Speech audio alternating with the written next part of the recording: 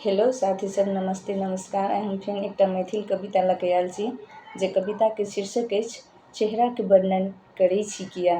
तऽ सुनू, चेहराके वर्णन करै छी किया कविता। चेहराके वर्णन करै छी किया, चेहरा हमर गोर नहि कारी अछि। चेहराके वर्णन करै छी किया, चेहरा हमर गोर नहि कारी अछि। श्यामके रंगमे रंगल हम, आधा दिन और आधा राति जिका सावली अछि। श्यामके रंगमे रंगल हम, आधा दिन और आधा राति जिका सावली अछि। पुरुषोत्तम राम तऽ हमर भगवान अछि, उहे रामके सिया दुलारी छी। पुरुषोत्तम राम तऽ हमर भगवान अछि, उहे रामके सिया दुलारी छी। रूप रंगमे की राखल छै, रूप रंगमे की राखल अछि, कारी गोर तऽ संसार अछि।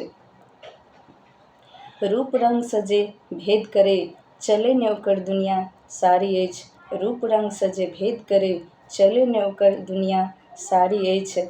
फूल सन चेहरा खिलैए ओकर, जेकर कनिया व्यवहारी और संस्कारी अछि। फूल सन चेहरा खिलैए ओकर, जेकर कनिया व्यवहारी और संस्कारी अछि। धन्यवाद।